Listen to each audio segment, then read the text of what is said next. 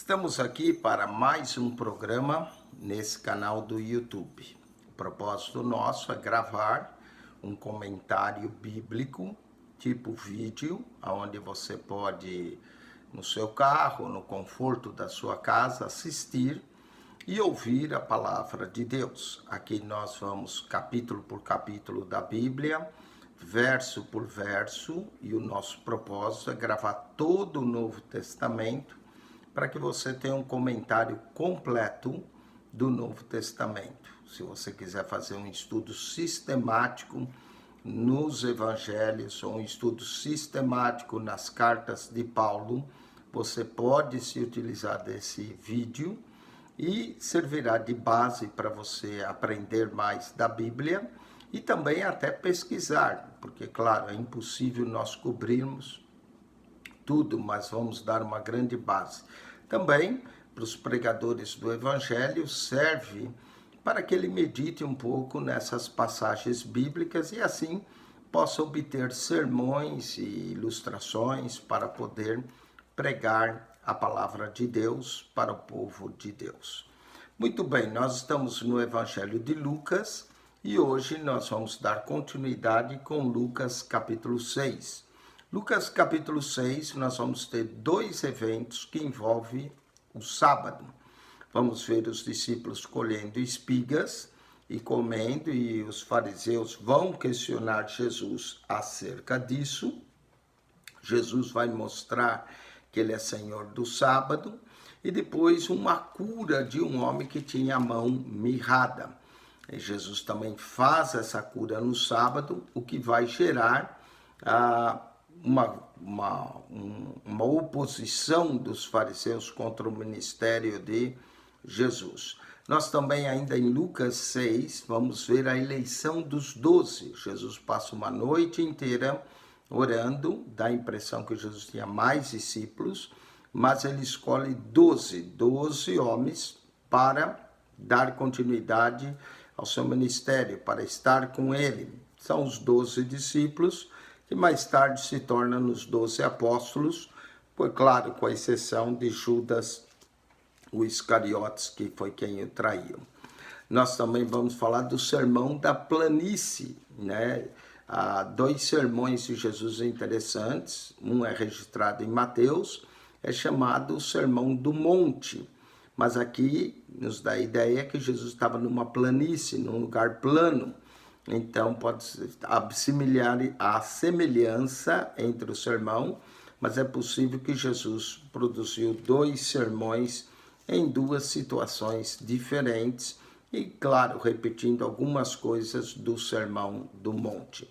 Então, Lucas 6 tem uma riqueza muito grande e nós vamos estudar esse capítulo. O Evangelho de Lucas é o evangelho mais extenso que nós temos. Na verdade, é o livro maior do Novo Testamento. Possui 1149 versos. É o maior livro que nós temos do Novo Testamento, é o Evangelho de Lucas, seguido pelo livro de Atos. O livro de Atos tem mais 1007 versos, né? Então, Lucas sozinho escreveu 2156 versos da Bíblia, Lucas sozinho. É o maior escritor, juntando todas as 13 epístolas de Paulo, não dá a mesma quantidade de literatura com que Lucas escreveu. Então, é o evangelho mais extenso, Marcos é o mais curto, Lucas é o mais extenso. Vamos então ler o capítulo 6 e meditar nesse evangelho de Lucas, capítulo de número 6.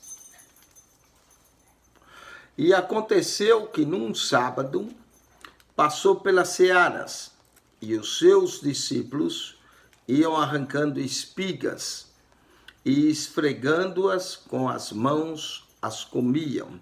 Muito importante notar esse detalhe. Vou continuar. E alguns dos fariseus lhe disseram: por que faz o que não é lícito fazer nos sábados? E Jesus respondeu e disse: nunca lestes o que fez Davi, quando teve fome, ele e os que com ele estavam, como entrou na casa de Deus e tomou dos pães da proposição e os comeu, e deu também aos que estavam com ele, os quais não lhes era lícito comer, senão só aos sacerdotes, e dizia-lhes: o Filho do Homem é Senhor até do sábado. Muito bem. Surge aqui uma pergunta. Isso que os discípulos fizeram, se era errado ou não? A princípio, aos olhos dos fariseus, era errado. Mas, aos olhos de Jesus, ele vai mostrar que não é errado o que seus discípulos fazem. O verso começa, e aconteceu. Aconteceu é uma das palavras que repete muito no Evangelho de Lucas. Por exemplo, se olhar no capítulo 5, ele começa, e aconteceu. Depois, Lucas continua no verso 5, verso 1, 12, e aconteceu, verso 17, e aconteceu, e agora no capítulo 6, verso 1, e aconteceu.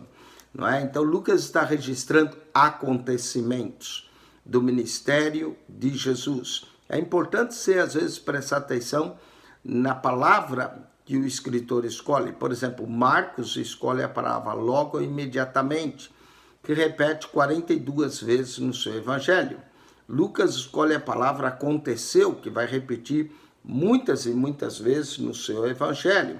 Né? Eu te dei só aqui eu vou te dar 5. Ó. Capítulo 5, verso 1, capítulo 5, verso 12, capítulo 5, verso 17, capítulo 6, verso 1 e capítulo 6, verso 6, sempre começa com e aconteceu. E você pode ir a 6, 12 e assim por diante, você vai notar quantas vezes a palavra aconteceu, repete, só no capítulo 5, 6, ela aparece 6 vezes pelo menos. Então, são acontecimentos, né? Nós dizemos que o Evangelho de Lucas registra acontecimentos, é o mais histórico. E aconteceu que num sábado, o sábado era considerado um dia sagrado, santo.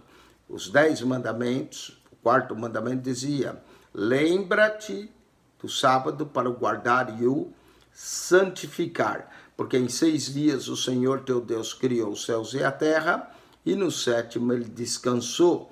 Então o sábado tem a ver com a criação, o sábado tem a ver com um dia de lembrar, para separar para Deus. Então o sábado era de suma importância, representava o descanso. Eles podiam trabalhar 6 dias, trabalharás e fazer toda a tua obra, mas no 7º é santo, é do Senhor, era um dia que era tirado para reconhecer a Deus. Passou pelas searas, né? Então havia muitas searas naquela região, o povo vivia da agricultura, então havia muitas searas, passou e os seus discípulos iam arrancando espigas e esfregando com as mãos e comiam. Veja que os discípulos estavam com fome, não é? Porque eles não estavam só arrancando as espigas por arrancar, eles estavam com fome e eles arrancavam com as mãos. E alguém fala assim, mas será que isso é considerado trabalho? Vamos ver o que o livro de Deuteronômio, capítulo 23, verso de número 25 diz. Diz assim, Deuteronômio 23, 25, e essa passagem tem muito a ver com Deuteronômio 23, 25. Quando entrares na seara do teu próximo, foi o que os discípulos fizeram, com a tua mão arrancarás espigas, porém não meterás a foice na seara do teu próximo. Note que a lei dizia que quando um judeu entrasse na seara de outro, que era do próximo, ele podia arrancar com a mão as espigas. Ele não podia usar a foice. Então, o que era considerado trabalho, na verdade? Não era arrancar com as mãos e esfregar as espigas. O que era considerado trabalho era meter a foice. Porque a partir do momento que metesse a foice na espiga, era considerado trabalho. Mas tirar a espiga com as mãos não era considerado trabalho. E Jesus vai mostrar isso, né? E é muito importante o verso 1 que diz, esfregava com as mãos. E eu li Deuteronômio 23, 25 para você, que era permitido entrar na seara do outro e pegar as espigas com as mãos, não meter a foice. E alguns dos fariseus, quando viram, lhe disseram: por que fazeis o que não é lícito fazer no sábado? Será que não era lícito ou era lícito? Não é? Deuteronômio 23, 25 é claro dizer que podia entrar na seara e com a mão pegar. Alguém pode dizer: mas isso não no sábado, não é? Mas Jesus vai responder o seguinte: quando duas regras religiosas se conflitam, nós chamamos dois princípios éticos. Por exemplo, uma pessoa está com fome ou está necessitando, e porque é sábado não vai fazer. Os fariseus, eles já tinham mostrado como vencer esses princípios éticos. Por exemplo, vou dar um exemplo claro: a circuncisão. A circuncisão era quando a criança nascia no 8º dia. Então, se uma criança nascesse num sábado anterior, o 8º dia seria no outro sábado. E eles circuncidavam a criança, porque para eles o princípio da circuncisão, a aliança da circuncisão, era mais importante que o sábado. E Jesus vai mostrar aqui que quando um homem tem fome, ele não deixa de comer porque é sábado. Os discípulos apanharam com as mãos, não usaram a foice, mas eles disseram que não era lícito fazer aquilo no sábado. E Jesus vai usar uma história bem clara para eles do Antigo Testamento, quando Davi entrou, na seara. Se eu posso te dar até a referência, 2 Crônicas, capítulo 2, verso 4, e em 1 Samuel, capítulo 21, verso 1 a 6. Eu não vou ler, mas você pode ir lá, 1 Samuel 21, 1 a 6, e ver, ou 2 Crônicas 2, 4. Essa é a referência do texto agora que nós vamos falar de Davi. E Jesus, a resposta que Jesus deu aos fariseus foi: nunca lesses o que fez Davi, quando teve fome, ele e os que com ele estavam, como entrou na casa de Deus, olha, a casa de Deus, e tomou os pães da proposição e os comeu. Na época de Davi, a casa de Deus ficava em Siló, não era? Na verdade, era o tabernáculo de Deus. E deu também aos que estavam com ele. Então, Davi pegou dos pães da propiciação, que somente era designado para os sacerdotes. E Davi, como tinha fome, e também não tinha lugar nenhum para que o Davi parasse com os seus homens, então ele entrou, pegou do pão da propiciação e os comeu, e deu também aos que com ele estavam. E Jesus ainda acrescentou que não era lícito comer. De fato não era só para o sacerdote, senão só os sacerdotes. Mas Davi fez isso e disse: o filho do homem é uma referência a si mesmo. Inclusive o evangelho de Lucas nós o conhecemos como o evangelho do filho do homem. É o evangelho que mais mostra a humanidade de Jesus. É um título messiânico também de Daniel 7,13, que o ancião de dias entrega o reinado, o governo ao filho do homem, não é? O filho do homem é senhor até do sábado. Então Jesus, de uma forma profética, clama esse título de Daniel 7,13 para si, não é? Também fala da humanidade de Jesus, filho do homem, é senhor até do sábado. Olha que coisa interessante, Jesus é o Senhor do sábado, não é? Então Jesus usou uma ilustração para responder os fariseus, diz que não era lícito Davi, no entanto Davi comeu e pelo jeito ficou sem punição nenhuma. Então Jesus aproveita esse evento para ensinar algo aos fariseus. Mas não para aí, vai acontecer um outro evento, ainda que Jesus vai ensinar mais ainda a eles. E aconteceu também em outro sábado, já não é no mesmo sábado, Jesus teve essa discussão num sábado, em outro sábado aconteceu que entrou na sinagoga e estava ensinando. E havia ali um homem que tinha a mão direita do homem ela era mirrada, ela era encolhida, o homem estava lá.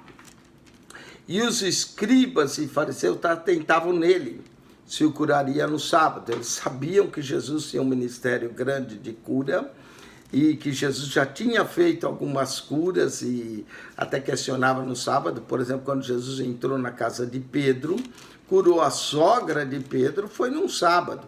Ele saiu da sinagoga e entrou. Apesar que ele não curou na sinagoga, mas curou na casa de Pedro, mas era sábado. Então eles estavam aguardando ali para ver se Jesus curaria no sábado, para acharem de que o acusar.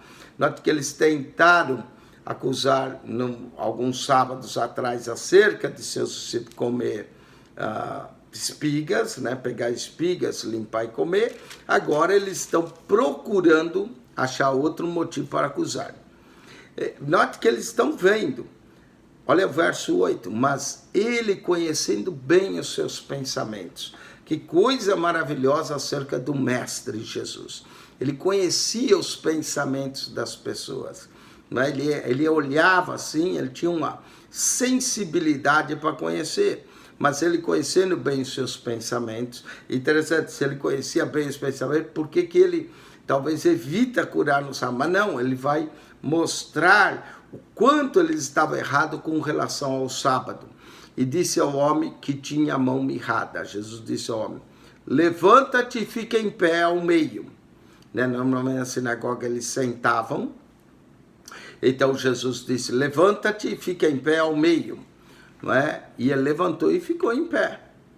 Então Jesus lhe disse, uma coisa vos hei de perguntar. É Jesus que vai provocar, Jesus está ensinando na sinagoga.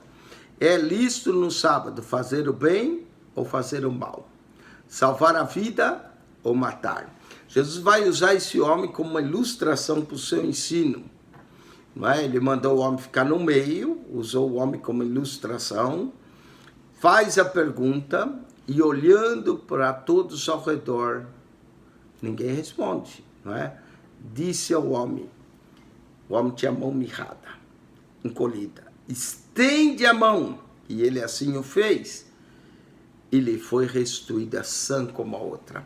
Jesus faz um milagre no sábado, na frente de todos eles. Primeiro ele pergunta, é lícito ou não curar, fazer o bem, salvar a vida ou matar? Eles não respondem. Jesus, o homem está lá com a mãozinha dele mirrada. Jesus diz, estende a mão. Conforme ele estende a mão ficou igual a outra. Em vez de eles se alegrarem, diz a Bíblia, ficaram cheios de furor uns com os outros e conferenciavam o que eles iam fazer com Jesus. O ensino de Jesus na sinagoga era provocante. Jesus queria ensinar o verdadeiro sentido do sábado, mas eles não queriam. Para eles o sábado era mais importante que a mão mirrada do homem. Eu trouxe aqui, olha, eu vou mostrar para você. Isso aqui é o Talmud, tá vendo? Eu vou pôr aqui. Isso aqui é o Talmud. Ele foi escrito a partir do ano 200 ao ano 500 da nossa era. E esse título aqui, se você olhar bem, eu vou aproximar da câmera, está escrito Sábata. Esse volume do Talmud, que eu tenho, são 22 volumes, não é? O original era 37, eles apertaram em mais volumes. Só esse volume aqui, dá uma olhada. Eu vou pegar minha Bíblia para você comparar. Essa aqui é a Bíblia. Tá olhando? Esse livro aqui, ó, só esse volume do Talmud, ele é maior que a minha Bíblia toda, de Gênesis ao Apocalipse. Tá notando? Esse volume sozinho fala do sábado. E aqui dentro tem 39 coisas que é proibido fazer no sábado. Inclusive, uma delas, curar no sábado, que é exatamente o que Jesus fez. Isso é o que os rabinos entendem, que era proibir curar. Interessante, salvar a vida aqui, se uma pessoa tiver à beira-morte, pode salvar a vida de uma pessoa. Não é considerado trabalho. Agora, a cura pode esperar mais um dia, de acordo com o Talmud. Então, você está entendendo o entendimento que eles tinham do sábado e a forma... A única coisa que eles permitiam fazer no sábado, basicamente, era a circuncisão. Mas isso eu trouxe para você ver, olha, um volume maior do que a Bíblia toda, de Gênesis ao Apocalipse, só comentando o que é possível fazer no sábado. 39 coisas que é proibido fazer no sábado, inclusive uma delas a cura. Ela foi escrita mais tarde do que dessa época, mas era uma grande discussão dos rabinos, o que era permitido fazer no sábado ou não. Por exemplo, só para te dar uma ideia, se uma pessoa viesse pedir esmola, ele tinha normalmente um potinho, que ele tinha do lado da porta de um judeu, ele podia pôr, e a pessoa podia pôr a esmola no pratinho, mas não podia estender, nem o pedidor de esmola podia estender o pratinho para dentro da casa, que era considerado trabalho, nem quem estava dando a esmola podia pôr a mão para fora, tinha que ficar no limiar da porta, ele deixava ali, punha a moeda ali no limiar, o ofertante não podia estender a mão para fora, o pedinte não podia pôr o prato para dentro, tinha que ficar no limiar da porta. Está escrito aqui no Talmud. Então, é interessante, conforme Jesus mandou o homem estender a mão, não é? A mão do homem se estendeu e ficaram, em vez de eles se alegrarem com o milagre, ficaram cheios de furor uns com os outros e conferenciavam sobre o que fariam a Jesus. Né? Num outro evangelho de João, no capítulo 5, quando Jesus cura um homem paralítico, 38 anos, e manda ele carregar o leito, e é outra cura que Jesus faz no sábado. A cura do cego também, em João capítulo 9, é outra cura que Jesus faz no sábado. Os fariseus ficaram com tanta raiva, tanto furor, queriam matar a Jesus, não é? Evangelho de Marcos é a mesma coisa. Essa passagem paralela no Evangelho de Marcos diz que a partir daqui os fariseus começaram a conferenciar como matariam a Jesus, não é? Então ficaram cheios de furor com os outros e conferenciavam sobre o que fariam a Jesus. Para eles, Jesus estava quebrando o sábado. Para eles, Jesus estava violando o sábado. Para Jesus, Jesus estava ensinando uma lição, que ele é Senhor dos sábados, que o sábado foi criado para o homem e não o homem para o sábado. Esse era o ensino de Jesus acerca do sábado. Hoje ainda existem grupos sabatistas que procuram guardar o sábado e acham que só vão eles para o céu porque eles guardam o sábado.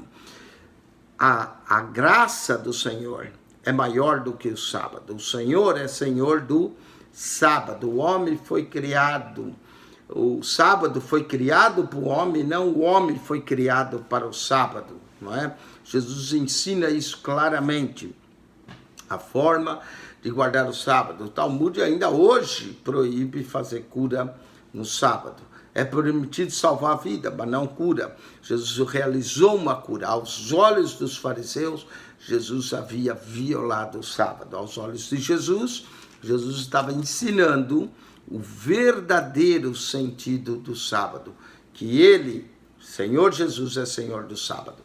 E falando do sábado, qual era o propósito do sábado? O sábado era o descanso. O nosso descanso é o próprio Cristo. Cristo é o Senhor do sábado. Amém?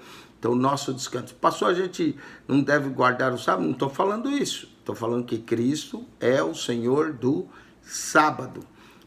Você deve tirar, de fato, um dia para aguardar e adorar a Deus. Nós, cristãos, guardamos o domingo, porque Cristo ressuscitou no primeiro dia da semana, Jesus apareceu aos seus discípulos no primeiro dia da semana, e o cristianismo começou a se diferenciar do judaísmo no primeiro século, quando os cristãos se reuniam no primeiro dia da semana. Os sabatistas vão dizer para você, os sabatistas são esses adventistas do sétimo dia, vão dizer que quem instituiu o domingo foi Constantino, nada mais longe da verdade. A igreja reunia no primeiro dia da semana. Lucas claramente nos relata isso. Lucas escreveu no primeiro século que a igreja reunia no primeiro dia da semana. Eu vou ler para você Atos capítulo 20, verso 7. para que você entenda e não se deixe enganar por esses sabatistas que dizem que foi Constantino, que foi Júlio que criou o dia de sábado, oficializou o domingo como dia de adoração. Nada mais longe da verdade, e a gente pode provar a mentira desse povo na Bíblia. Atos, capítulo 20, verso 7. No primeiro dia da semana, ajuntando-se os discípulos para partir o pão. Qual era o dia que a igreja reunia? Era um sábado? Não. Primeiro dia da semana. Qual é o primeiro dia da semana? Domingo. Então, esse sabatista que diz que foi Constantino quem instituiu o domingo como dia oficial para se adorar a Deus e rejeitando o sábado, e diz que quem adora no domingo tem a marca do anticristo. Totalmente errado esse ensino. Isso é ensino de quem não lê Bíblia, de quem não conhece Bíblia, porque Atos capítulo 20, verso 7, que foi escrito no primeiro século por Lucas, já diz, no primeiro dia da semana, ajuntando os discípulos para partir o pão. Eles celebravam a ceia do Senhor no primeiro dia da semana. A igreja se reunia. Você pode dizer, isso aí é só um texto. Não, vou te dar outro. 1 Coríntios, capítulo de número 16, Paulo escrevendo à igreja de Coríntios, capítulo de número 16, fala das ofertas que se fazia aos santos em Jerusalém.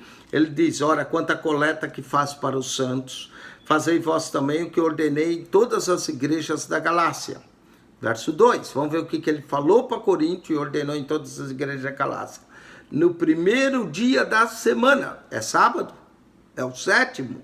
Não, no primeiro dia da semana, cada um de vós ponha de parte o que puder ajuntar, conforme a sua prosperidade, para que não se faça coleta quando chegar. Quando era que era o dia da oferta? No primeiro.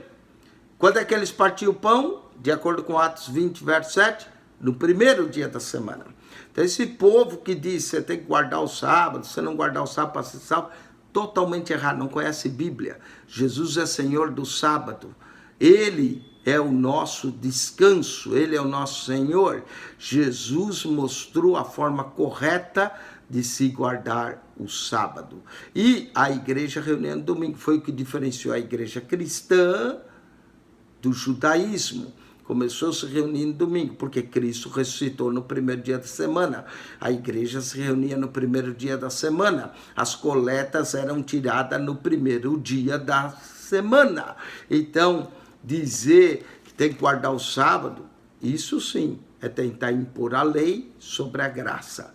A graça de Deus mostra que Jesus é o Senhor do sábado. E ensinar que você tem que fazer qualquer outra coisa além do sacrifício de Cristo é uma grande heresia.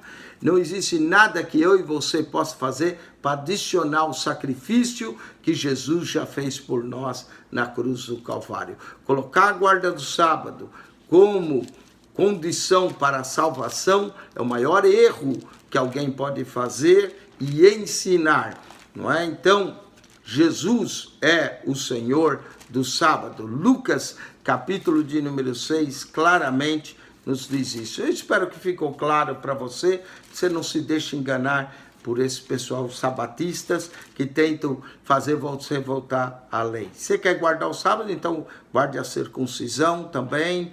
E esse pessoal também tem a dieta, não come carne de porco, uma série de coisas, não é? Não entende nada da graça, não entende nada da obra da redenção do Calvário. Muito bem, vamos continuar. Lucas 6, 12 diz, e aconteceu que naqueles dias subiu ao monte a orar e passou a noite em oração a Deus. Há muitos cristãos que gostam de ir no monte orar, baseado no verso. Outro dia alguém me perguntou, pastor, por que os cristãos vão ao monte orar? Eu falo, porque Jesus ia, não é?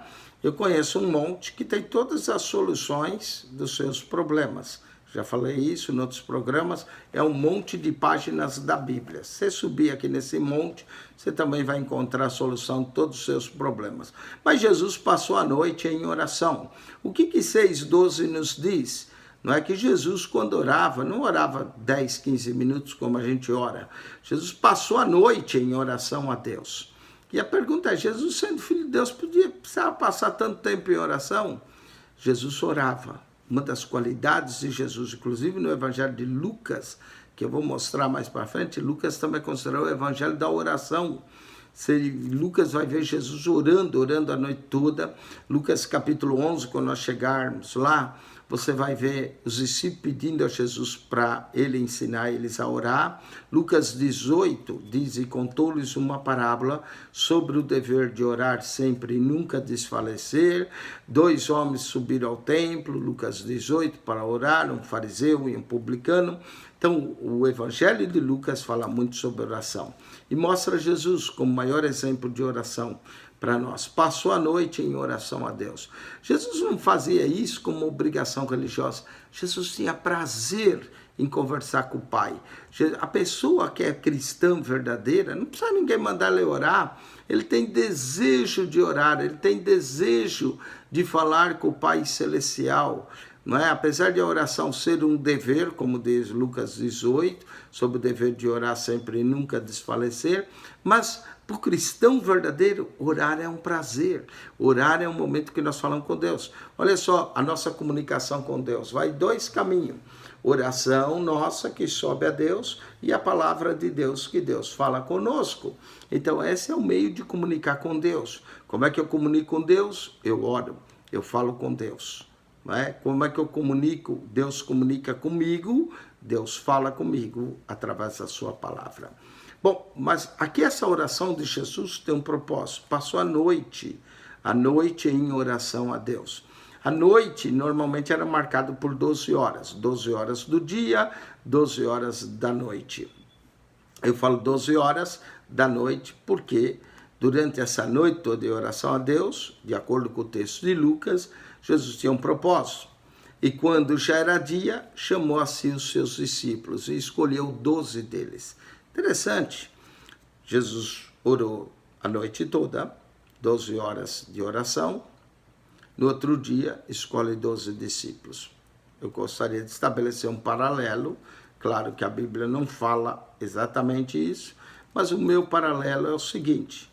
Possivelmente o Senhor Jesus orou 1 hora por cada discípulo, não é? 12 discípulos, 12 horas de oração. Será que a gente pode tirar 1 hora por alguém, orar por alguém? Claro que pode. 1 hora inteira falando com Deus acerca de alguém, não é? Jesus escolheu 12, passou a noite orando 12. E que também deu o nome de apóstolos. Note que os discípulos se tornou apóstolo. A palavra apóstolo é uma palavra que foi transliterada do grego, assim como a palavra Cristo, não é? Então, ou a palavra epístola, são transliterações do grego, mas a palavra apóstolo, traduzindo para a língua portuguesa, significa enviado. Então, 12 discípulos, a quem, 12 alunos, né? Discípulos são alunos, a quem ele vai enviar, que se tornam apóstolos. Apóstolo é um enviado de Deus. Hoje em dia, algumas denominações que saíram do meio evangélico têm a maneira de consagrar pessoas a apóstolos. Nós, em nossa igreja, consagramos missionários, que são pessoas enviadas por Deus, não é? A quem escolheu e deu o nome os 12 apóstolos. Vamos ver o nome dos 12. Jesus tinha mais, mas escolheu 12. Por que 12? 12 também tem a ver com as 12 tribos de Israel. O que Jesus está fazendo? Ele está criando um novo Israel. A igreja é um novo Israel. Eu não estou pregando aqui a teologia da substituição, que tenta dizer que Israel foi substituído pela igreja. Não. A teologia da substituição não é isso. A igreja é um novo Israel. Nós iremos morar na Nova Jerusalém. Mas Deus não rejeitou o seu povo Israel. Isso Paulo explica em Romanos 9 a 11. Deus ainda tem um propósito com Israel. Israel, nós queremos que é o relógio de Deus. Não existe teologia da substituição, como alguns aí pregam, que a igreja substituiu a Israel. A igreja é o novo Israel, de fato a igreja é o novo Israel, mas Deus não rejeitou o seu povo, conforme Paulo explica para nós em Romanos 9 e 11. Vamos ver o nome dos 12 apóstolos. Simão, o qual também chamou Pedro. Simão significa uma vara agitada, Pedro significa uma pedra, né, uma rocha. Simão era inconstante, nós vamos ver isso todo o evangelho, inclusive Lucas vai nos dizer que no final, Lucas 22, que Jesus disse: Simão, Simão, Satanás se pediu para se andar como trigo, mas eu estou orando por ti, e tu, quando te converteres, para Simão andou 3 anos com Jesus, nunca se converteu, né? Ajuda teus irmãos. Então Simão, o qual também chamou Pedro, André, seu irmão. A lista é interessante. Simão, em todas as listas no Evangelho, aparece em primeiro lugar, Simão Pedro. Acredita que Simão Pedro tinha uma primazia sobre os demais. Alguns querem aumentar tanto a primazia que querem fazer Pedro o primeiro papa. Mas nenhuma parte diz que Pedro foi o primeiro papa. Só diz que ele tinha a primazia dos apóstolos, não é? Simão, qual também chamou Pedro, André, seu irmão, Tiago e João, esses 4, Simão, Pedro, André, Tiago e João, são o grupo mais perto de Jesus. Às vezes Jesus subia para orar e levava Pedro, Tiago e João, não é? Era o grupo mais perto. André também pertencia, que é o Pedro, André, Tiago e João, são os 4 principais. Felipe e Bartolomeu, 5º, 6º, né? Bartolomeu, no Evangelho de João, é Natanael, né? Porque Bartolomeu não é nome, na verdade. Bar significa filho em aramaico, Ptolomeu é o nome do pai dele, que é o Natanael. Então nós já vimos 6, vamos lá. Pedro, André, Tiago, João, Felipe, Bartolomeu. É uma boa forma de você memorizar os 12 apóstolos, né? Tem gente que sabe o nome dos 11 jogadores da seleção brasileira e às vezes não sabe o nome dos 12 apóstolos. Pedro, André, Tiago, João, Felipe, Bartolomeu, Mateus, que é o escritor do Evangelho de Mateus, Tomé é fácil lembrar dele, né? O que duvidou. Tiago, filho de Alfeu, e Simão, chamado Zelote. Note que havia 2 Simão, o Simão Pedro e o Simão chamado Zelote. Então Jesus tinha 2 discípulos. Simão também tinha 2 discípulos que chamava Tiago, não é? O Tiago, que é irmão de João, e o Tiago, filho de Alfeu. Como Mateus também era filho de Alfeu, então esse Tiago, filho de Alfeu, parece que também é irmão de Mateus. Então no grupo de Jesus nós temos 6 discípulos, sendo que cada 2 são irmãos. Pedro e André são irmãos. Tiago e João são irmãos. E Mateus e Tiago também são irmãos. 2 Tiagos, 2 Simãos, tá bem? Esse Tiago é chamado filho de Alfeu. E Simão chamado Zelote, né? 2 Simãos, Simão Pedro e Simão Zelote. Judas, filho de Tiago. Parece que o Tiago, um dos Tiagos, já era de mais idade, pode ser o Tiago, filho de Alfeu. Ele tinha um filho que também seguia Jesus, Judas, filho de Tiago. E Judas Iscariotes, que foi o traidor. Na lista dos discípulos, presta atenção, na lista dos discípulos, Simão Pedro aparece primeiro, ele tinha primazia. E Judas, que foi o traidor, aparece por último, sempre na lista dos apóstolos. Vamos falar o nome dos 12 para a gente guardar?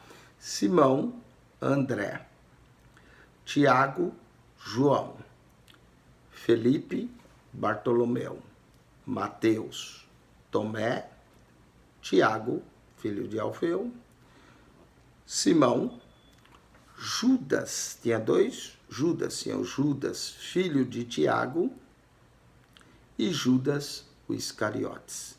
Então, no grupo de Jesus havia 2 Simão, Simão Pedro, Simão Zelote. Havia 2 Tiagos, Tiago, irmão de João, Tiago, filho de Alfeu. E havia 2 Judas, Judas, filho de Tiago, e Judas Iscariotes. Tá bem? Então, parece ficar fácil guardar, né? Guarda Simão, já guardou o nome de 2 discípulos, Simão Pedro, Simão Zelote. Tiago, 2 Tiagos, Tiago, irmão de João, Tiago, filho de Alfeu. E 2 Judas. Judas, filho de Tiago, e Judas Iscariotes, não é? Então, repetindo o nome dos 12, Simão, André, Tiago, João, Felipe, Bartolomeu, Mateus, Tomé, Tiago, filho de Alfeu, Simão, o Zelote, Judas, filho de Tiago, e Judas Iscariotes. Espero que você tenha guardado, não é? Um pouco de prática, você guarda o nome dos 12, ok? Esses são os 12 discípulos, a quem Jesus vai chamar de apóstolos, e vão ter um grau de importância muito grande, principalmente na continuação da obra de Cristo, e vai aparecer mais no livro de Atos dos Apóstolos. Vamos dar continuidade, então, para terminar esse capítulo. A segunda metade desse capítulo tem a ver com um sermão que Jesus pronunciou. No Evangelho de Mateus, diz que Jesus subiu no monte e os seus discípulos se aproximaram. No Evangelho de Lucas, diz que o lugar era plano. Há semelhanças, mas se você notar e puser lado a lado os 2 sermões, eles também são diferentes. O que nos dá a entender que Jesus pode ter pronunciado 2 sermões em lugares diferentes, repetindo as ideias, que isso é comum, até os pregadores fazem, não é?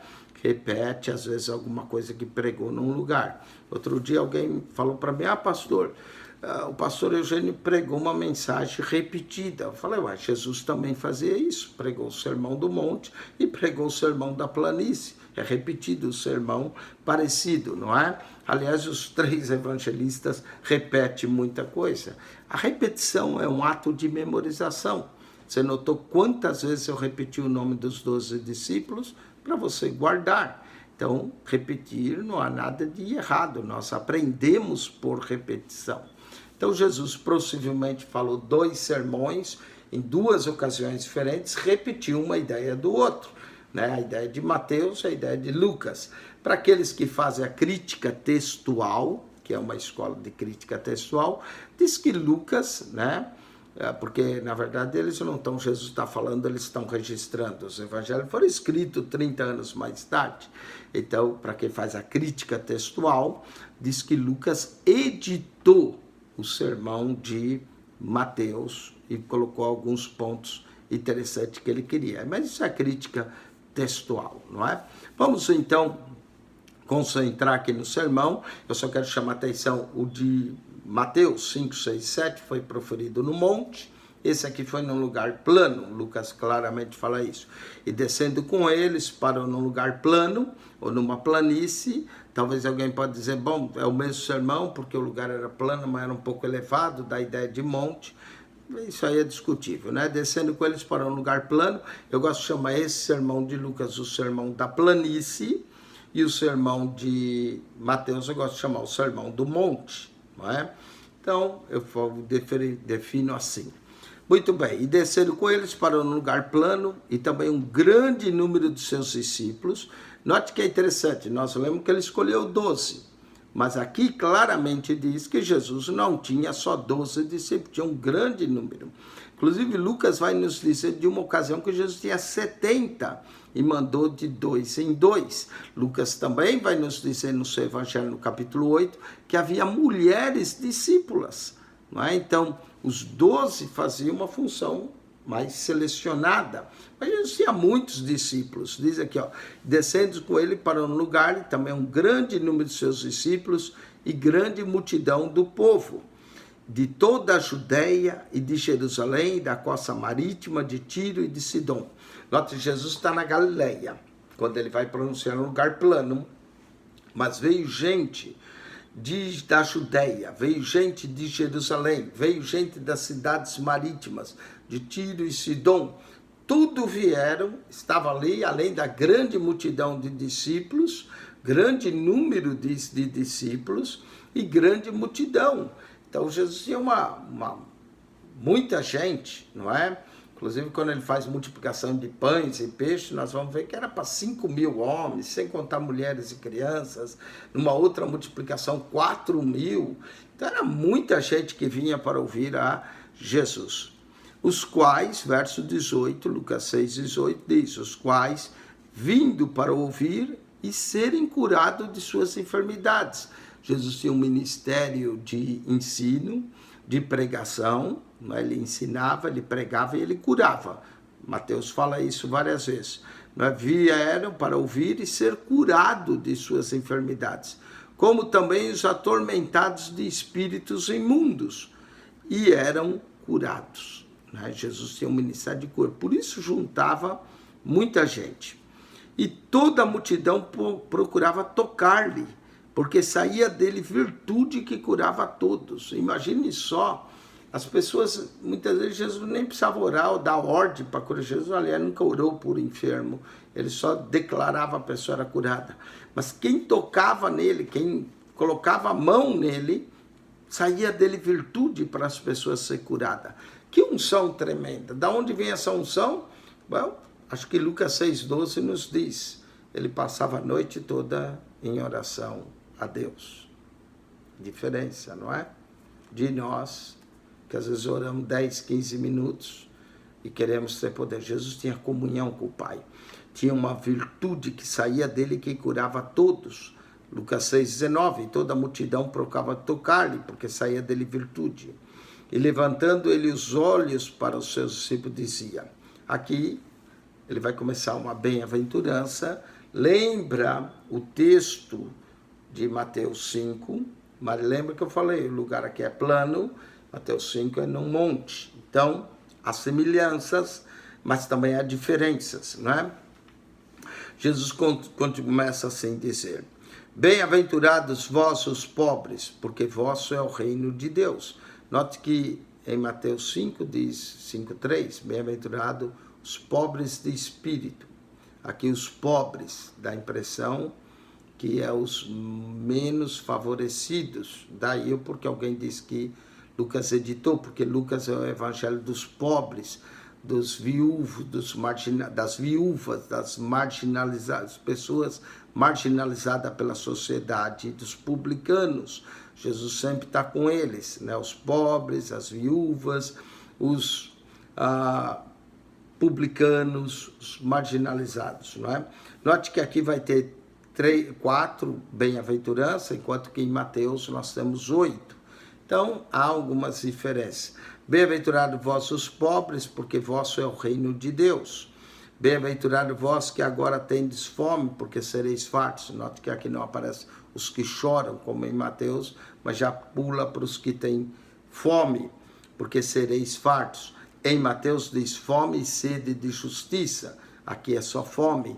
Então, note que o sermão está editado, voltado para a multidão, voltado para aquele povo que era pobre, tinha fome, e fome de pão mesmo, por isso Jesus vai fazer 2 multiplicações. Bem-aventurado vós que agora tendes fome, porque sereis fartos. Bem-aventurado vós que agora chorais, agora parece chorar, porque é a vez de rir, não é? Diz que o riso é, às vezes, um estado entre 2 choros. Hoje chora, amanhã ri, depois chora de novo, não é? Bem-aventurado vós que chorais, porque haveis rir. Bem-aventurados sereis quando os homens vos aborrecem e quando vos separarem e vos injuriarem, rejeitarem o vosso nome como mal por causa do Filho do Homem. Note que essa perseguição, que a pessoa é bem-aventurada, ocorre por causa do Filho do Homem, por causa do nome de Jesus. Então, por exemplo, se eu estou proclamando o nome de Jesus nesse canal e alguém está ouvindo e me criticando, me perseguindo, me injuriando, eu sou bem-aventurado, por causa do Filho do Homem. Não é por minha causa, mas é por causa do Filho do Homem. Tudo que nós fazemos por causa de Jesus e somos perseguidos, injuriados, falam mal de nós por causa de Jesus, somos bem-aventurados. Agora, se eu fizer coisa errada, alguém fala mal, tem razão de falar, né? Bem-aventurados sereis quando os homens vos aborrecerem, quando vos separarem e vos injuriarem, rejeitarem o vosso nome como mal por causa do Filho do Homem. Folgai nesse dia, exultai, porque é grande o vosso galardão no céu. Note que nós temos uma esperança celestial. Tem gente que pensa em purgatório, tem gente que pensa, enfim, em limbo, né? Mas não é isso. Diz, grande será o vosso galardão aonde? No purgatório? Não, no céu. Não é? O Evangelho é claro. A esperança que Cristo nos oferece é a esperança celestial. Na casa de meu Pai há muitas moradas, e eu vou preparar lugar para que onde eu esteja, vós estejais também. Cristo promete que nós teremos galardão. O que é galardão? Galardão é recompensas. Não é? Quando alguém vencia nas arenas dos gregos, eles recebiam um galardão, às vezes recebiam uma coroa de louréis, né? Galardão eram prêmios que eram dados, recompensas.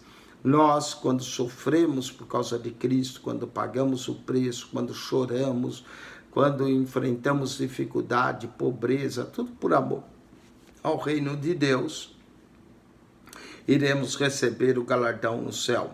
Pois assim faziam seus pais aos profetas.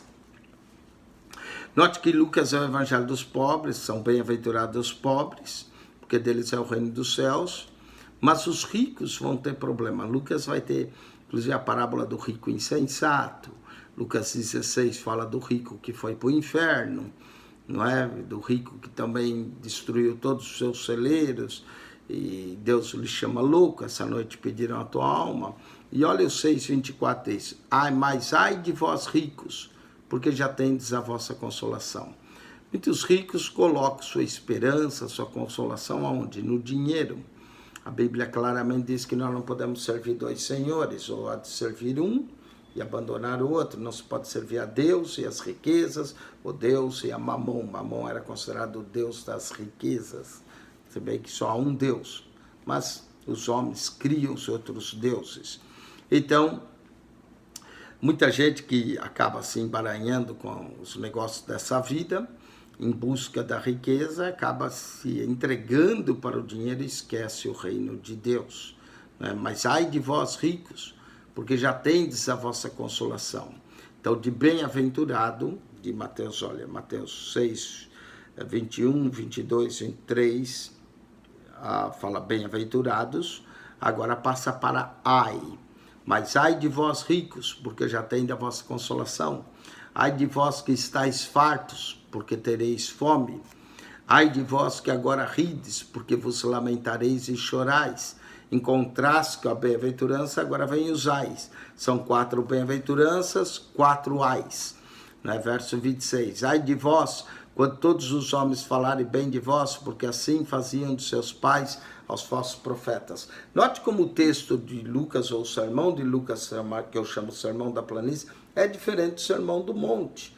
O Sermão do Monte tem algumas bem-aventuranças, na verdade tem 8, aqui tem 4, não é? E junto tem ais, no Sermão do Monte de Mateus não tem ais nenhum. Então, Jesus pode ter pronunciado esses sermões e dar-nos a ideia que foram 2 lugares diferentes.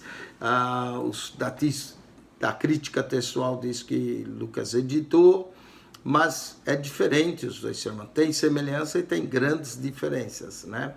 Ai de vós, quando todos os homens falarem bem, porque assim fazia dos falsos profetas.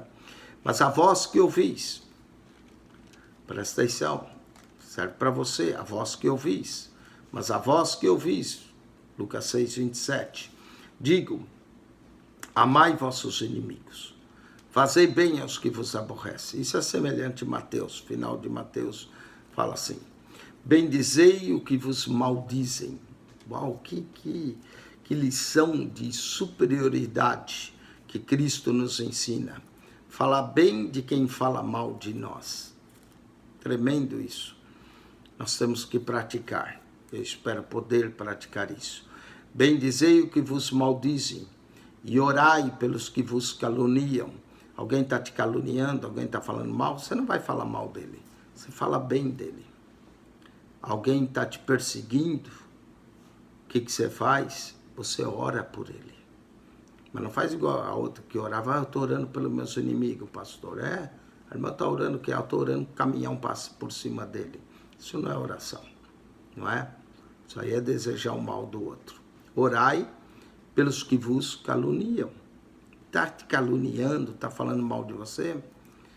Ora a ele, fala com Deus. Deus, tenha misericórdia dessa pessoa, não é? entregue nas mãos de Deus, mas não entregue, Senhor, tira a vida, Senhor, vinga, nada disso. Orai pelos que vos caluniam, ou como alguns dizem, corta toda a língua mentirosa, não é? Mas orai pelos que vos caluniam. Ora para Deus abençoá-lo, ora para que Deus abra os olhos, ora para que Deus tome conta dessa pessoa, né? Abençoa a vida dele, para que ele não fique perdendo tempo falando mal de você. Orai pelos que vos caluniam. Ao que te ferir numa face, oferece também a outra. Né? Alguém diz, uau, isso é difícil, mas não é. Você tem que entender o princípio. Quando normalmente alguém batia numa pessoa, ele batia com as costas da mão, assim, ó, pá, dava na face. Isso é uma forma de desprezo. Às vezes o Senhor batia no servo dele, dava com a mão assim, aí pá, acertava. Aí Jesus ensinou, quando alguém te der com as costas da mão, tá, vira outra face. Olha, quando você vira outra face, assim, ó, agora se o cara for dar com as costas da mão, vai acertar o nariz. Na verdade, ele vai machucar a mão dele. Então, o que ele tinha que fazer? Ele tinha que fechar a mão, porque agora a face está virada, dar com as costas da mão, vai machucar a mão dele. Ele tinha que fechar a mão e dar de assim, mais forte ainda. Entende? Mas quando ele fechasse a mão e desse com a mão fechada, agora a pessoa se igualou ao outro. Assim, desprezo. Assim, se igualou. A pancada, a segunda pancada ia doer mais do que a primeira. Né? Talvez acertava nariz e assim por diante. Mas Jesus ensina a igualar-se à pessoa. Não é? Ou ser superior ainda a quem te bate, a quem te fere. E ao que te ferir numa face, oferece também a outra. O que houver tirado a capa, nem a túnica recusa. Às vezes tirava-se a capa da pessoa durante o dia, a pessoa penhorava, quando chegava no final do dia, tinha que devolver a capa. Mas Jesus falou, oferece também a túnica. Ele quer tirar, e era vergonhoso para a pessoa que fosse fazer isso com o outro, porque ali era uma sociedade de honra e desonra. Então, quando dava com a mão assim, mostrava que o outro era inferior, mas quando o outro virasse a face, ele tinha que dar, igualava, entendeu? A mesma quando tirava a capa, toma também a túnica, não é? Tem algumas coisas similares com o sermão de Mateus. Tirando a capa, nem a túnica recuse. 6,30. Jesus nos ensina a ser muito bondosos. Dá a qualquer que te pedir. Se você pode, dá. E ao que tomar o que é teu, não lhe tornes a pedir. Olha só que Jesus nos ensina. E agora vem 6,31, que nós chamamos a regra do ouro. E como vós quereis que os homens vos façam, da mesma forma fazei-lhe vós também. O que é a regra do ouro? Fazer ao outro aquilo que você quer. Não é? Cuidar do outro. Você quer respeito? Dê respeito. Você quer amor? Dê amor. Não é? Cuide do outro como você gostaria que te cuidasse. Você quer honra? Honre o outro. Olha só que regra do ouro Jesus ensina e que pouco nós fazemos. E como vós quereis que os homens vos façam, da mesma maneira fazei-lhe vós também. E se amardes os que vos amam, que recompensa tereis? Não é fácil, alguém me ama, eu amo de volta. O difícil é amar quem não te ama. O difícil é orar por quem está te caluniando. O difícil é oferecer a outra face. É dar quem te pede. Também, Jesus vai dizer por quê? Se amardes os que vos amam, que recompensa também terei? Também os pecadores amam os que os amam. E se fizerdes bem aos que vos fazem bem, que recompensa terei? Também os pecadores fazem o mesmo, né? Até entre quadrilhas de bandidos, de traficantes de droga, existe esse respeito, não é? Se você um faz para o outro o que o outro faz. Então, mas o diferente é você fazer para quem não te faz. É saudar quem não te saúda. É abençoar quem não te abençoa. Aqui Cristo ensina um princípio maravilhoso. E se emprestar de aqueles a quem esperais tornar a receber, que recompensa tereis? Olha, quando o cristão empresta, pode emprestar se preparando para não receber. Eu já tomei uns calotes na vida também. Mas a gente deve fazer, deve emprestar. O irmão está precisando, você tem de ajuda. Também os pecadores emprestam os pecadores para tornar a receber outro tanto. Amais, pois, a vossos inimigos. Olha que coisa. É fácil amar um amigo, não é? Até o amigo é difícil de amar, porque tem amigos difíceis de se amarem. Mas amais os vossos inimigos. Que lição Cristo nos deu. E o verbo está no imperativo, amai, é uma ordem. Todo cristão verdadeiro tem a ordem de amar. Amai vossos inimigos, fazei o bem, emprestai sem nada esperar, e será grande o vosso galardão, e sereis filhos do Altíssimo. Uau, para ser filho do Altíssimo, não é só crer e aceitar Jesus. É preciso fazer. Isso aqui é o que eu chamo a ética do reino. A ética é o que eu devo fazer. Não é? Ou seja, a fé tem que ser acompanhada de obras. A fé sem obras é morta. Não adianta eu crer em Deus e não faz nada do que Deus se pede.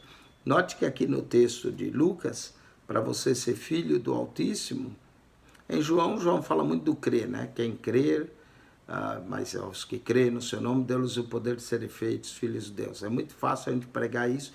Tudo que você tem que fazer é crer. Agora vamos pregar um pouco Lucas 6:35, como é que a gente se torna filho do Altíssimo. Vamos lá. Amais, pois, vossos inimigos. Número 1, você tem que amar o inimigo. 2, fazei o bem. Olha a ética, tem que fazer o bem a todos.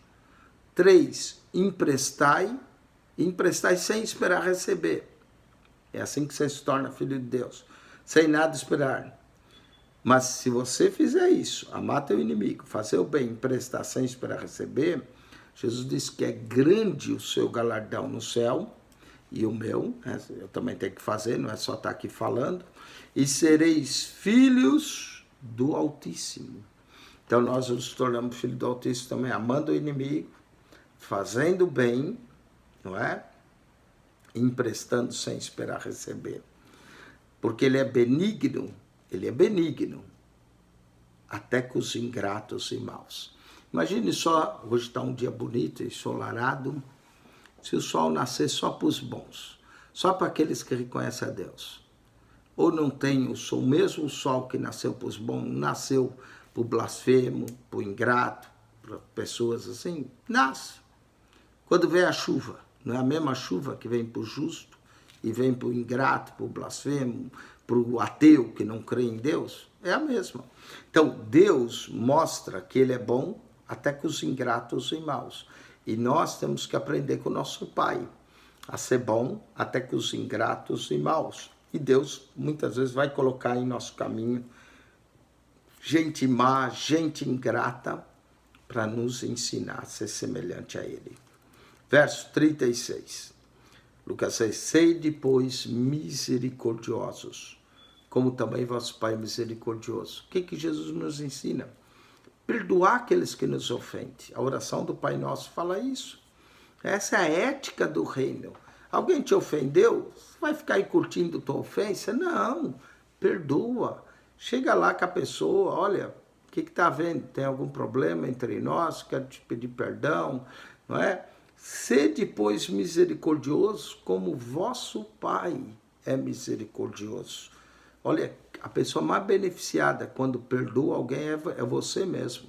Você não carrega mais aquilo, você para de ficar com aquela amargura no seu coração, ver o outro passa mal, nada disso.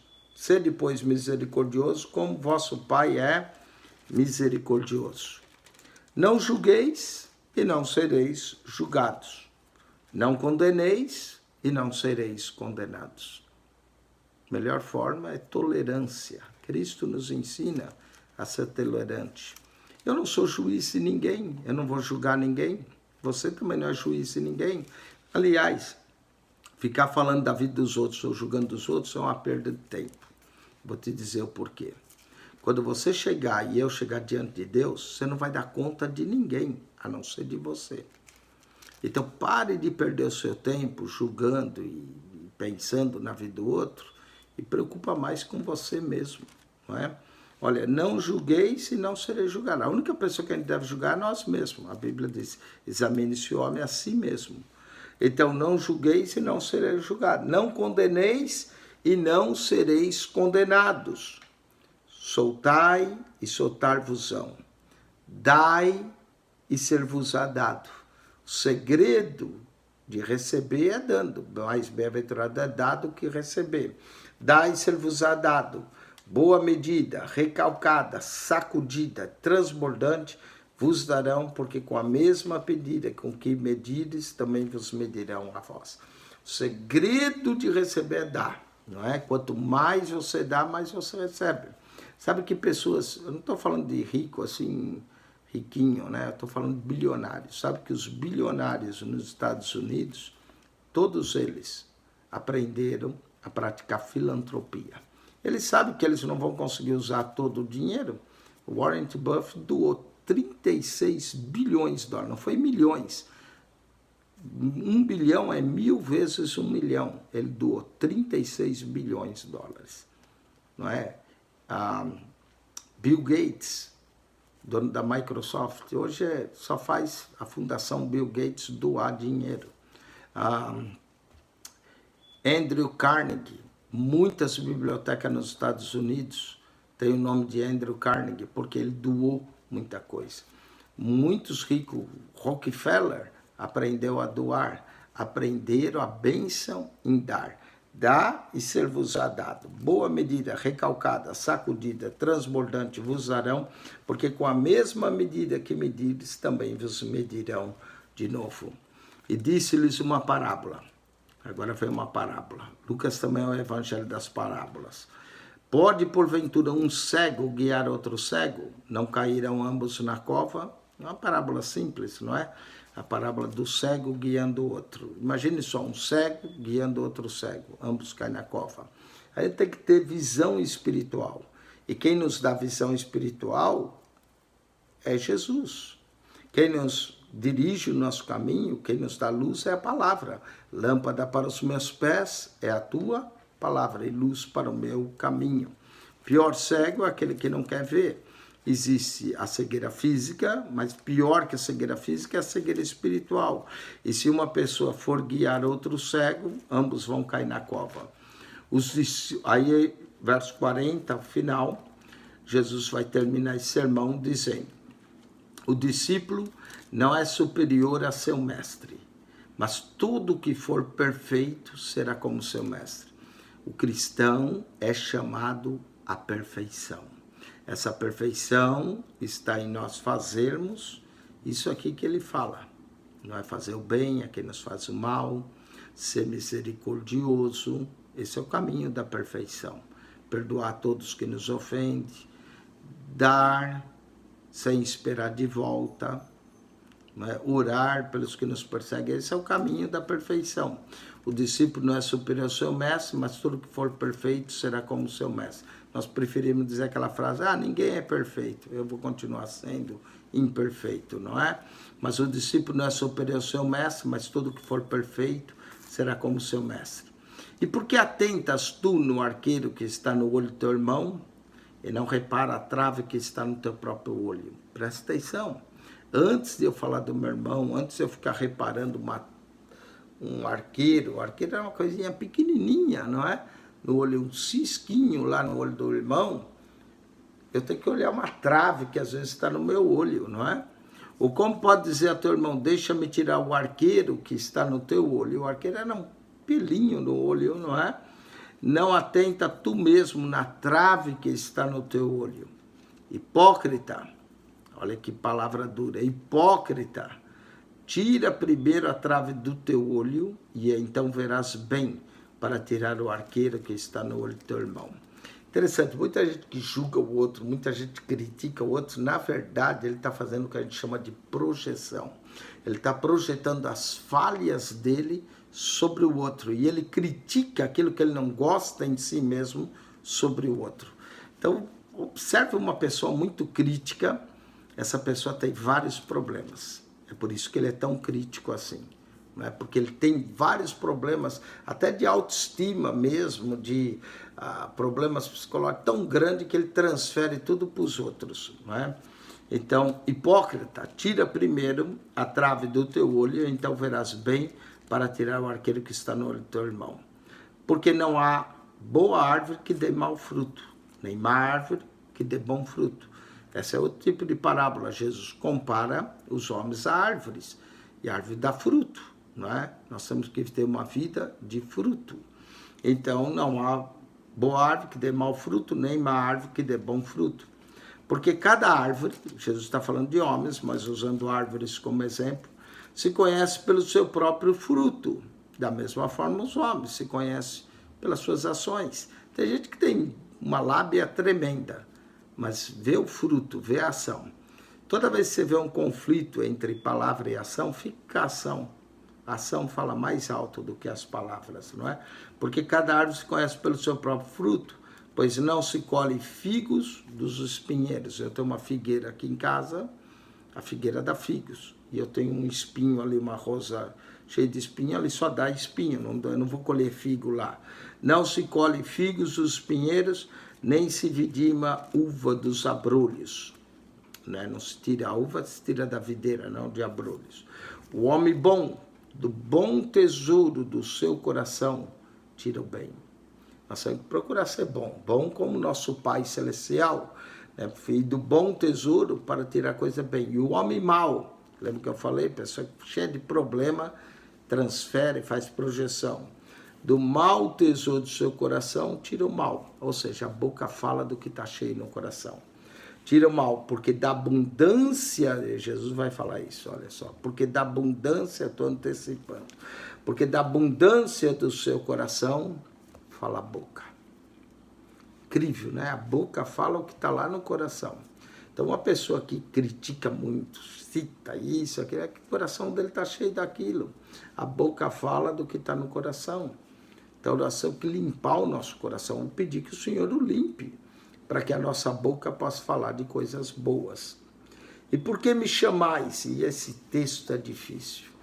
Tem um livro que chama Hard Sayings of the Gospel, ou palavras duras do Evangelho, não é? Então, olha só, essa é uma delas. E por que me chamais Senhor, Senhor, e não fazeis o que eu digo? Que coisa dura, não é? Não adianta chamar Jesus de Senhor e não fazer nada do que ele fala. Que Senhor é esse que a gente não obedece? E é o que muita gente quer Jesus como Salvador, mas não quer Ele como Senhor. Por isso que ele diz, nem todo, em texto de Mateus é claro, nem todo que me diz Senhor, Senhor, entrará no reino dos céus. Porque não adianta dizer Senhor, Senhor, e não fazer o que Ele manda. O que Ele está mandando você fazer aqui? Ó? Vamos ver o que Ele manda você fazer. 6,35 de novo. Amai vossos inimigos, fazei o bem, emprestai sem esperar de volta, sede misericordioso. Dá para entender? Esse é o caminho. Não adianta chamar Senhor, Senhor, e não fazer nada o que Ele manda. Qualquer que venha a mim e ouve as minhas palavras, as observa, eu vos mostrarei a quem é semelhante. Vamos ver quem que é semelhante, o homem que faz isso que Jesus está falando. É semelhante ao homem que edificou uma casa e a cavou e abriu bem o fundo e pôs os alicerces sobre a rocha. E vindo a enchente, abateu com ímpeto a corrente naquela casa e não a pôde abalar porque estava fundada sobre a rocha. Olha que maravilha. Eu chamo isso a nossa casa espiritual. Onde é que a tua casa espiritual está edificada? Muita gente diz, sobre a rocha.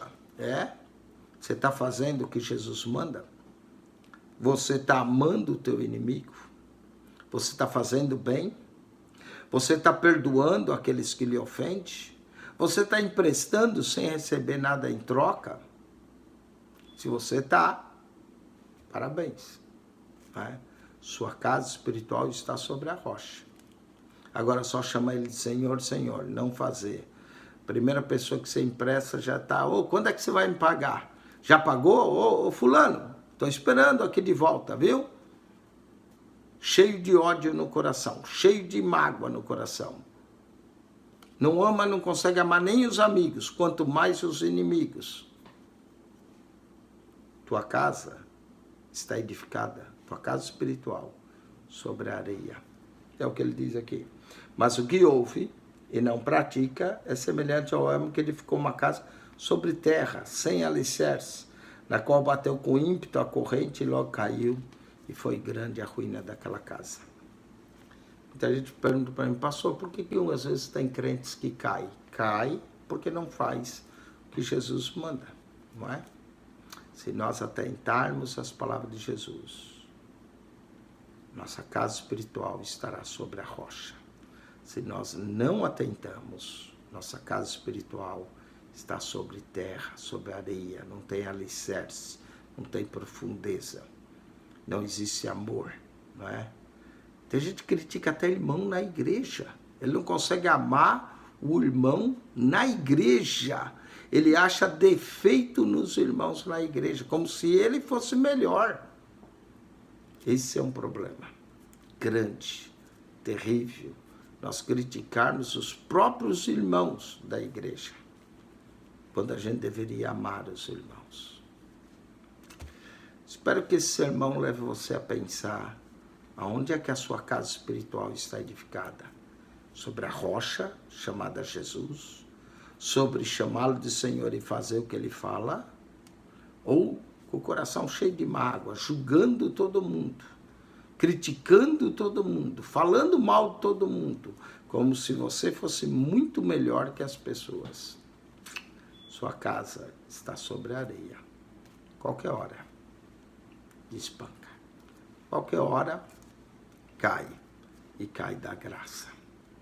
Que Deus te abençoe, que a graça de nosso Senhor e Salvador Jesus seja contigo, que esse sermão falou comigo, espero que tenha falado com você, possa falar mais com você, e as ricas e consolações do Espírito Santo seja com cada um de nós. Esse é o canal do YouTube, Lucas capítulo 6, voltamos para Lucas capítulo 7. Deus te abençoe.